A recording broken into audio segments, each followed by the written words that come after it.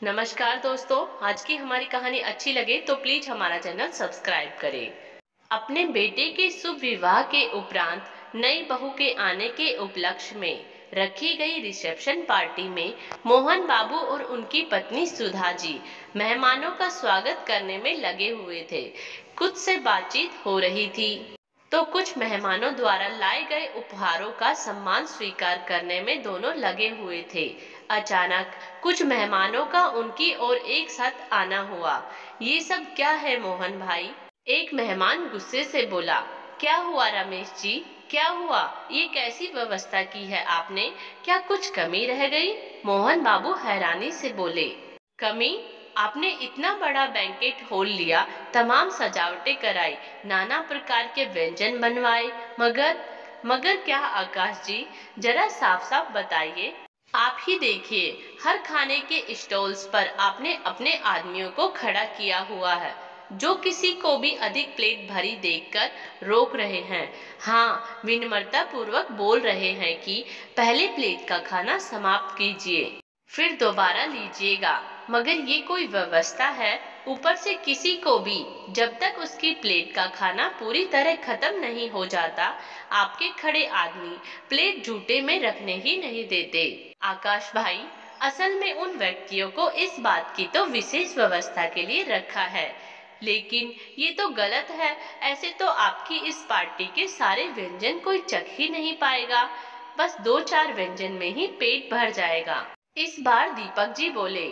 यह तो अच्छा है ना भाई साहब, जिसे जो पसंद है वह सोच समझकर अपने पेट के अनुसार ही खाएगा, और ऐसे खाना व्यर्थ भी नहीं होगा।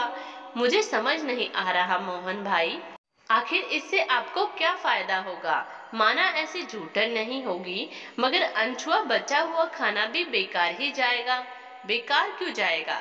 ये खाना जरूरतमंदों के पेट में जाएगा। मैं समझा नहीं रमेश जी, दोबारा बोले।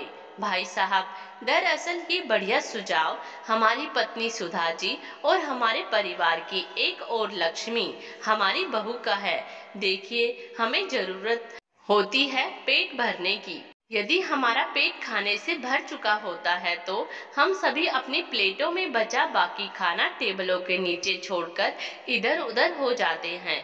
मन में लालचवश हम सभी चीजों का लुत्फ उठाने की कोशिश करते हैं, इसलिए सभी चीजों को प्लेटों से भरने लगते हैं। मगर इन दोनों माँ बेटियों ने सुझाव दिया, ऐसा करना माँ अन्नपूर्णा का अपमान है, इसलिए हमें मेहमानों की आवाभगत के बाद बचा हुआ खाना आसपास की झुग्गी बस्तियों में वितरित करना चाहिए। वहाँ गरीब परिवार के लोगों के लिए ऐसा खाना एक सपने के समान होता है, और हम उन्हें झूठन नहीं, प्रसाद रूप में खाना खिलाएंगे। बस उनके सुझाव पर अमल करते हुए मैंने और मेरे बेटे सुमित ने ये व्यवस्था की है। देखा जाए तो भाई साहब, ये सुझाव बहुत अच्छा है। सभी को खाने को भी मिलेगा और ऐसे खाना बर्बाद भी नहीं होता है। क्यों, सही है ना? मोहन बाबू मुस्कुराकर बोले। सभी मेहमानों ने एक साथ कहा, वाह, धन्य हो भाभी जी आप, और धन्य है आपकी बहू। ये तो वाकई सुंदर सुझाव है मेरे भाइयों। इसीलिए तो घर की बहन बेटियों को लक्ष्मी और अन्नपूर्णा कहा जाता है, क्योंकि अन्नपूर्णा कभी अन्न का निरादर नहीं होने देती, बल्कि सबकी भूख का ख्याल भी रखती है, पेट पर हाथ फिराते हुए। मोहन बाबू ने कहा तो सभी एक बार फिर से ठहाके मारकर हंसने लगे। अब सभी आमंत्रित मित्रगण और पारिवारिक रिश्तेदार नई बहू को अपने आशीर्वाद देते हुए शुभकामनाएं देने में व्यस्त हो गए।